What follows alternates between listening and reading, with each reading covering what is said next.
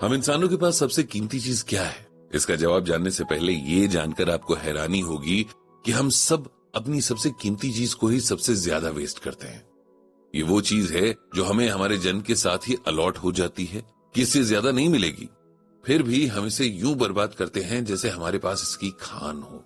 ये चीज है समय, जिसे कोई टाइम कहता है, कोई वक्त कहता है, जो एक बार बीत गया तो आप कुछ नहीं कर सकते। अगर अच्छा बीता तो आपके पास अच्छी यादें होंगी, और अगर खराब बीता तो आपके पास अफसोस होगा। समझदार इंसान वही है जो अपने वक्त की कद्र करना सीख ले और इसका इस्तेमाल अपनी और दुनिया की भलाई में करे।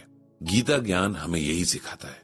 कल जब पंडित जी एक सेशन के लिए गए तब वहां किसी ने यह सवाल उठाया था, जिसके जवाब में पंडित जी ने टाइम की इंपॉर्टेंस बताई थी। ये सेशन बहुत स्पेशल था क्योंकि जिसके कहने पर यह सेशन हुआ था वो इंसान पंडित जी के लिए बहुत स्पेशल था।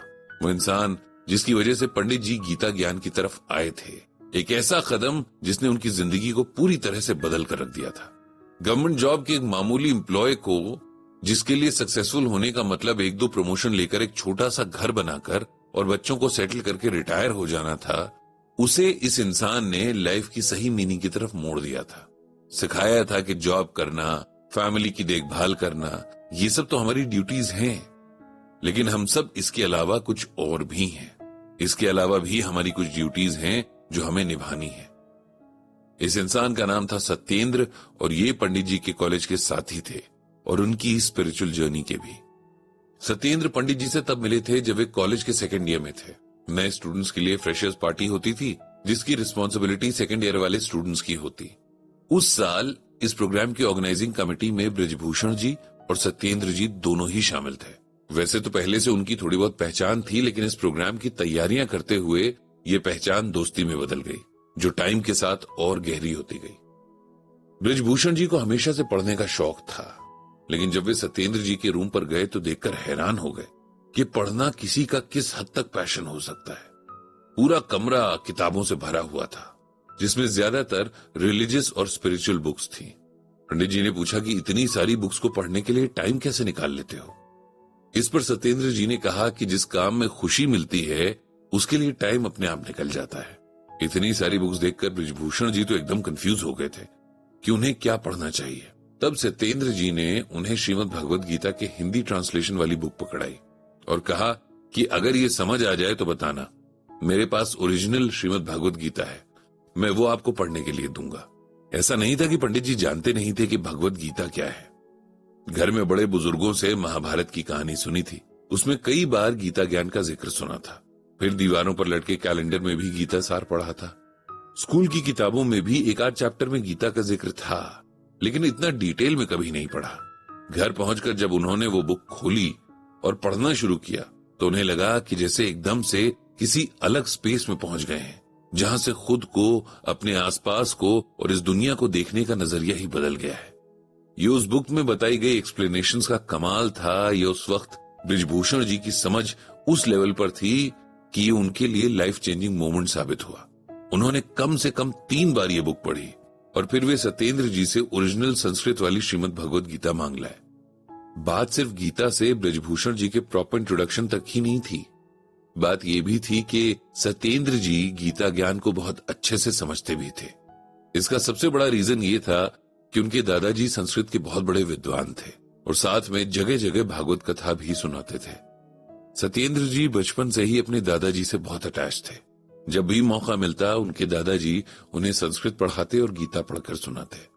इसी वजह से सत्येंद्र जी का इंटरेस्ट स्पिरिचुअलिटी में बढ़ता गया। उनका सपना था कि एक बार अच्छे से अपनी एजुकेशन कंप्लीट कर लें, फिर बच्चों के लिए एक गुरुकुल सिस्टम वाला एक स्कूल खोलेंगे, जहां बच्चे दुनिया के पोल्यूटेड माहौल से दूर रहते हुए सभी सब्जेक्ट्स के साथ अपने पूर्वजों की रिच हेरिटेज के बारे में सीखेंगे, ताकि उन्हें पता चले कि उन्होंने क्या इनहेरिट किया है।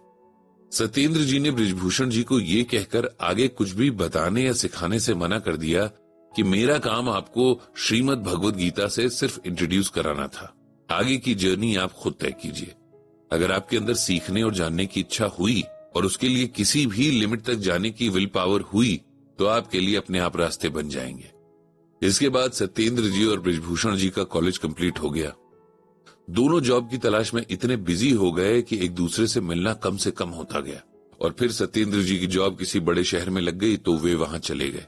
दोनों की बातचीत लेकिन चलती रही, कभी फोन तो कभी चिट्ठी के जरिए दोनों एक दूसरे के टच में रहे।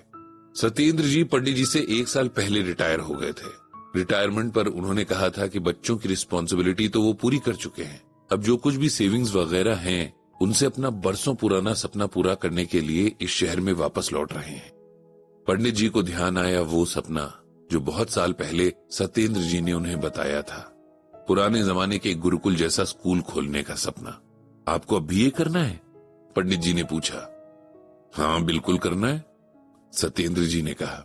उन्होंने बताया कि उनका बेटा इसमें पूरी तरह से उनके साथ है और उसने कहा है कि मेरे बाद वो स्कूल की रिस्पॉन्सिबिलिटी लेगा। पंडित जी इस बात से बहुत खुश थे।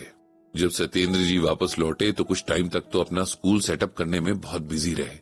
लीज पर बिल्डिंग लेने से लेकर स्कूल खोलने का सारा पेपर वर्क, फिर स्टाफ की हायरिंग वगैरह में उनका बहुत सारा टाइम निकल गया।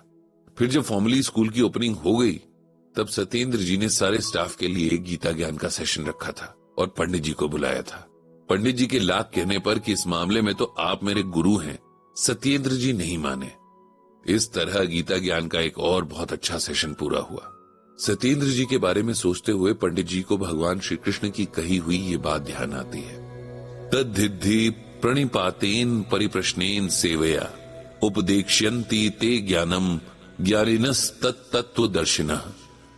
इसका अर्थ यह है कि आध्यात्मिक गुरु के पास जाकर सच्चाई जाने, उससे रिस्पेक्ट और प्यार से सवाल करें और उसके प्रति सेवा प्रदान करें। ऐसा प्रबुद्ध संत ही आपको ज्ञान प्रदान कर सकता है क्योंकि उसने सत्य को देखा है। हमारे कल्चर में वैसे भी गुरु को बहुत इंपॉर्टेंस दी गई है, उन्हें भगवान के बराबर माना गया है। गुरु का मतलब सिर्फ किताबी ज्ञान देने वाला नहीं होता, बल्कि हर वो इंसान है जो हमें कुछ भी अच्छा सिखाता है, बेहतर इंसान बनने में हेल्प करता है। हर इंसान के लिए फिजिकल जर्नी के साथ स्पिरिचुअल जर्नी भी बहुत जरूरी है और बिना गुरु के स्पिरिचुअल जर्नी पॉसिबल नहीं है। लेकिन गुरु को चुनना सबसे बड़ा काम है। अगर गुरु अच्छा हुआ तो हम कामयाब हो जाएंगे और गुरु अच्छा नहीं हुआ तो सब बेकार हो जाएगा। पंडित जी ने भगवान श्री कृष्ण से सबको सद्गुरु की कृपा दिलाने की प्रार्थना की।